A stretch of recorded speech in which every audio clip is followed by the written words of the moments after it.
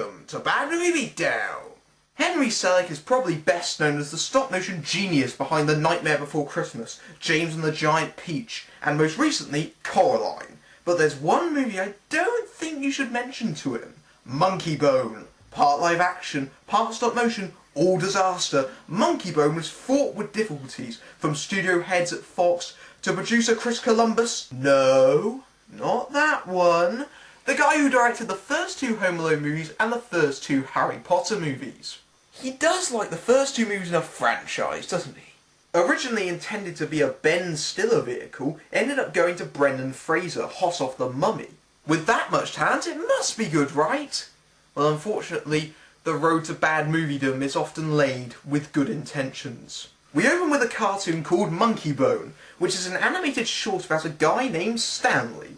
Stanley, as a kid, had an attraction to his teacher, namely the fat on her arms. It sounds weird, but for some reason, as I watched those big old flaps of hers, I began to feel oddly aroused. I wish I was making this up. And then he gets his first boner. Movie, you are already trying way too hard to be crude here, and it's 4 minutes in. But of course, it's not a boner, it's Monkeybone, who then acts wild and lewd. But that's not to be confused with funny. Oh no, it's just gross stuff without a punchline. And that's it. That's the short. Weird, crude and unfunny. The perfect intro to the film then. The man behind this is Stu Miley. Get it? Smiley. A cartoonist, and apparently this is a work deserving of applause. Bravo! You've made a show entirely out of the hilarity of bonus. You might even given me a chubby. Of course, Stu's agent Herb sees a marketing opportunity and tries to market the shit out of it, selling it to toy companies. Wait, toys? Who the hell is this show meant to be aimed at? It's clearly too juvenile for adults, but I don't think parents would want their kids watching a bunch of boner jokes. Mommy, is that bulge in Daddy's pants Monkeybone? Can I touch it? But none of this matters, as Stu is going to propose to his girlfriend Julie, played by Bridget Fonda. Who wants to bet that something might get in the way of that? They try to leave for home, and Herb has filled the car with toy prototypes. Stu accidentally causes an inflatable to fill up the car. The car reverses out until it eventually hits a wall. Next thing, Stu is in a coma. How did that crash put Stu in a coma? Wouldn't the inflatable have worked like an airbag? So Julie, completely uninjured somehow, cries over the comatose Stu. We then rip off Train Spotting before Stu ends up on a roller coaster in a strange new world. That of Downtown, complete with his psychological baggage. Yes, that's a joke. Suddenly, stop-motion creatures start popping out everywhere. Well, some of them are stop-motion, some of them are obvious costumes that look like an episode of Barney on a bad LSD trip. Stu goes into the bar. Apparently Stu is a big celebrity here because it is the land of nightmares, and Stu has provided plenty of fodder in the past. And what's more, Monkeybone is alive in this world, and voiced by John Turturro. Time out! Time out! Okay, what the hell is this place? Is it real? Is it a dream? Is it imaginary? I don't know. I don't even think the movie knows. Is it supposed to be real? I think it's supposed to be real. There are humans in there. If so, why is Monkeybone there? Trust me, if you think about it too long, your head will explode, so just deal with it. Wait a second. Confusing cartoon world with no clear rules? They've only just gone and remade Cool World. No! Ugh. Ow. Back in the real world, Stu's sister Kimmy, a total bitch, wants to pull the plug so that she'll get his inheritance. And yes, this is the actress who plays Karen off Will and Grace. Except here, she's just annoying. Basically, if Stu doesn't wake up in 3 months, she's going to kill him. Julie gets home to find that Stu was just going to propose. It's all so sad. Stu did this? Right about the time we met, when he first came to the sleep lab. He hadn't had a good night's sleep in years. The nightmares would wake him up and he'd just start writing painting. How do you go from here to cartoons? Switch hands. What? Stu was right-handed, so I made him switch the pen to his left hand to see what would come out. And we got The first Monkeybone. Wow, two sides and they're both complete nightmares. Why am I saying that? Because Monkeybone is annoying. Even more annoying than John Turturro normally is. I've seen his ass in a thong, in close-up. I know what I'm talking about here. Monkeybone as a character is so annoying that I want to cause huge amounts of physical pain. He's not cute, he's not funny, he's not endearing, he's a loathsome little shit. And I hope you like masturbation jokes because we get them by the nutsackful here. I'd love a stiff one, but Stu here forgot to endow me. I'll be right back after I choke my monkey! Anyway, in order to escape, Stu has to grab an exit pass, which will send his spirit back into the real world. Wait, is that Abraham Lincoln's head? Okay, what the f***? I mean, seriously, an Abraham Lincoln head? That's not funny, that's just weird. Weird and funny are not the same thing. There has to be some logic behind what we're seeing, otherwise something isn't funny, it's just strange. Luckily, all is not lost as Stu gets given by an offensive Egyptian stereotype an invitation to go see Hypnos, god of sleep, at a pyjama party. Back in the real world, it's been 3 months. Wait, already? He's been in downtown, what, 10 minutes already? Where's the sense of time? So they go to the party and, good golly, this film is throwing so much weird at the screen that it's pulling me out of the world it's creating, not into it. So the inhabitants of downtown love to watch Nightmares of the Living, as Stu soon discovers when he sees one of Julie's nightmares about pulling the plug on Stu. Now I don't know about you, but I don't tend to have nightmares that look like David Lynch on meth. Hypnos advises Stu that if he wants to avoid dying in the real world, that he needs to chat with Death himself. Or herself, even. You'll see, you'll see. Stu promptly hitches a ride to Death whilst Julie is convinced that Stu is in a permanent nightmare. Chart number 1 is from 5 years ago. This is the worst nightmare Stu had at the sleep lab. And this, Alice, this is earlier today. Holy shit. Is this the real life? Or is this just fantasy? Make up your mind! But sleep therapist Julie wants to give him more nightmare juice to literally scare him out of his coma. Right. So Stu and Monkeybone, in the worst attempt at disguised humour in the history of comedy, face Death, played by, get this, Whoopi Goldberg. Why? Because it's quirky, damn it! They are promptly rumbled, but Monkeybone grabs an exit pass. But Death isn't so happy. Fire in the hole!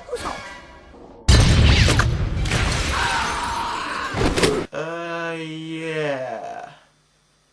I'm at a total loss for words. The pair catch the train back to downtown while workers attempt to replace Death's head. Because? Monkeybone attempts attacking one of the pursuers, but falls seemingly to his death. Yay! Good riddance! But then Julie pumps Stu with nightmare juice, sending him into, a nightmare. What the f*** is going on? But Monkeybone rescues him and they fly off. And that subplot then completely disappears, never to be mentioned again. Yes, I know what that is, I'm just not gonna say it. But things aren't that easy. Monkeybone betrays his boss and steals the exit pass. It turns out Hypnos has a plan of his own and tricks Stu, so Monkeybone gets sent flying into Stu's body in the real world. Wait, creation going in the real world? Stop ripping off Cool World, you idiots! Oh, and Stu's sister Kimmy? Never mentioned again. Well, that's one less annoying character to deal with. Unfortunately, there's still Monkeybone, and I'm not sure which is more grating, John Turturro voiced claymation or Brendan Fraser's soul patch clad tit. I'm actually going to have to go with Fraser. At least the claymation was a technical marvel. And is Julie really that much of an idiot that she thinks Stu turned into a massive bell end during his coma? Monkeybone doesn't even try to act like Stu for a second. Oh, foxy lady. Here I come, baby. I'm coming to get you. My eyes, it burns!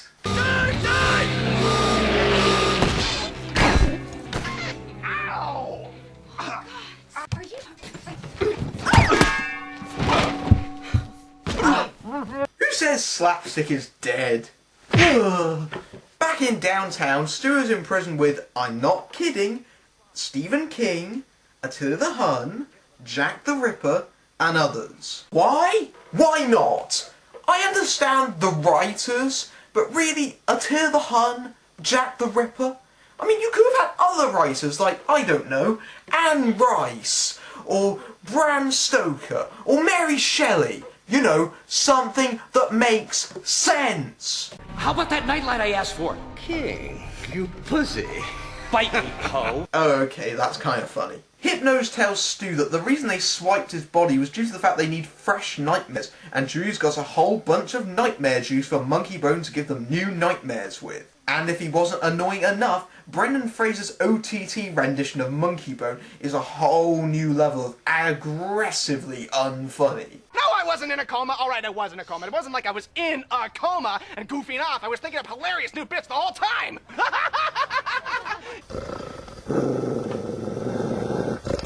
After being reminded of his duties by Hypnose, Monkeybone breaks into the sleep lab to steal the nightmare juice.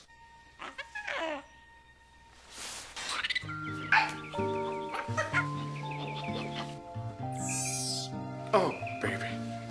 I'd really like to. Ooh. Oh God, movie, I know where you're going with this. Stop it! Stop it right now! Making love with you is all I wanna do. Sucker. Well, to be fair, it could have been a lot worse. He could have had sex with it. Moving on! Herb shows Monkeybone some potential merchandise opportunities, including a Monkeybone toy that farts when you pull out his thumb. That's good for what? 4 or 5 uses. Brilliant. Shall we shake on it? Shake on it? That's not the way we do things in Monkeyland. In Monkeyland, we rub our bottoms together. Huh? You heard the man. Get your asses on the table!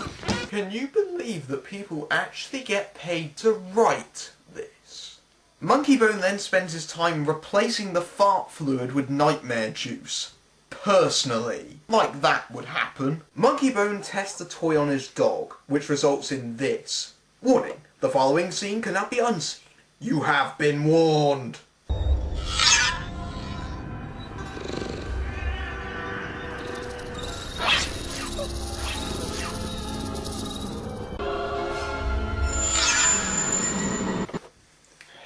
Okay, I think we've had enough of that. Yeah, I'm gonna take a break, and we'll come back to it. Still not clean. Still not clean.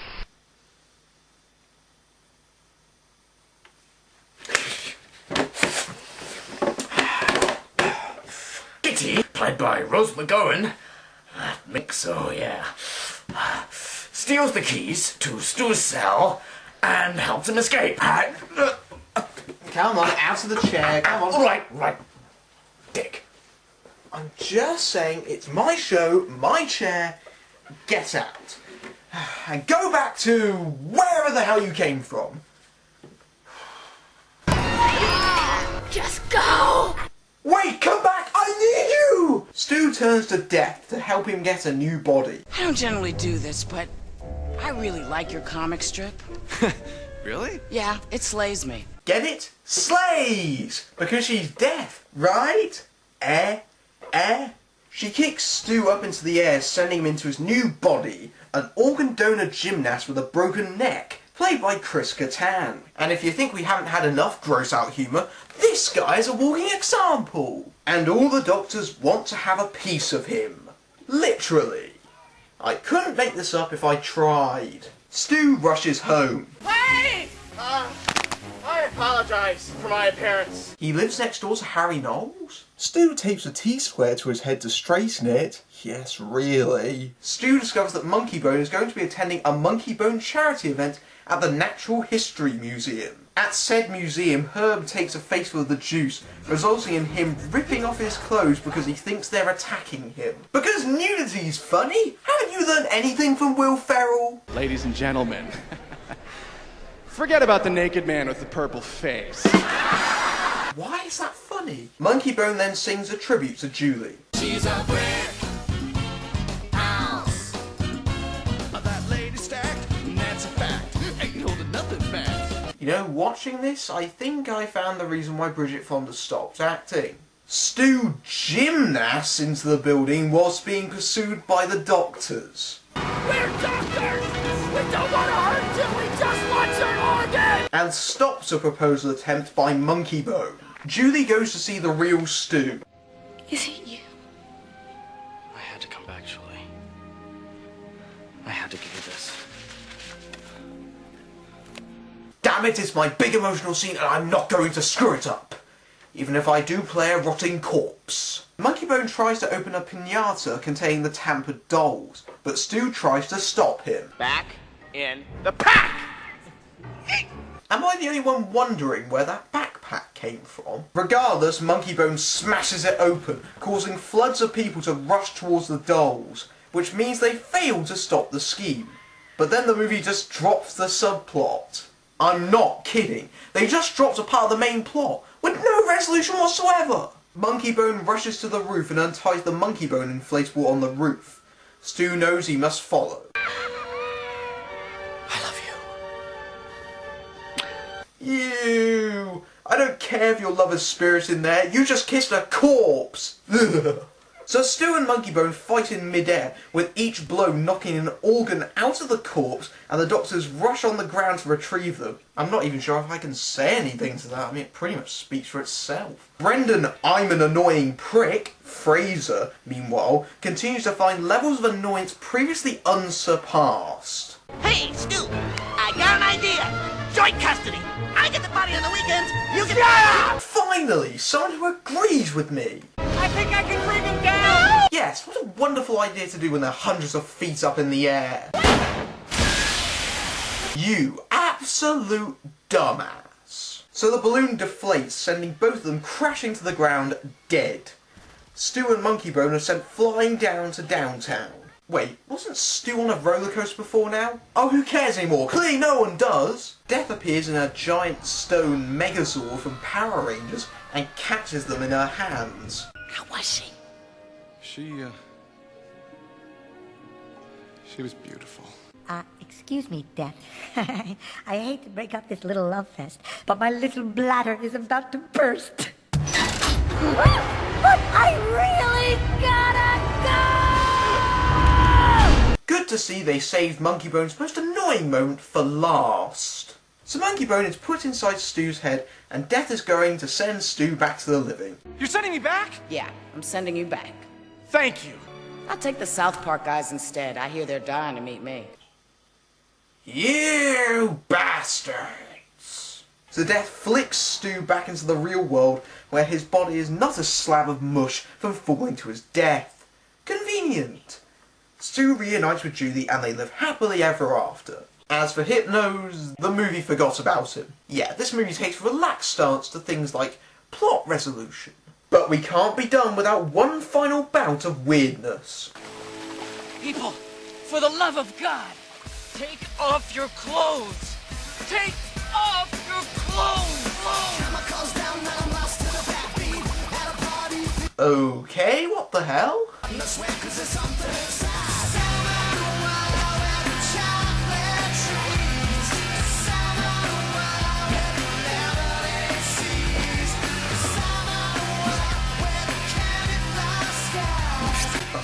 Jesus. There's too many of them!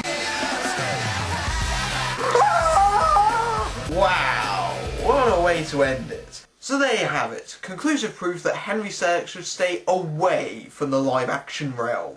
After viewing this mishmash of ideas, I wonder who the hell approved this? Did anyone read the script? Especially anyone at Fox before they spent $80 million on this bomb? You're talking to a guy who's in an $85 million art house movie called Monkeybone. Love it or hate it, it had a lot of highly technical elements to it. There was puppeteering, there was claymation, there was CGI, there were huge set pieces. I don't know what happened, but they gave the keys to the inmates of the asylum. We went nutty and made a movie. The studio saw it and went, huh? I was like, you guys don't watch the dailies or read the script? Whatever, here you go. Me and Monkeybone co-star Dave Foley were like, We have the dubious honour of being in the world's most expensive art house film ever. No, Brendan, this isn't art house, this is outhouse. There's a difference. Thankfully, if it wasn't for this, Selick wouldn't have made Coraline, so I guess there's always a silver lining. I'm Matthew Buck, beating down bad movies everywhere. She's a brick house. She's mighty, just letting it all hang out. Oh, she's a brick house. That lady stacked, and that's a fact. Ain't holding nothing back. She knows she's got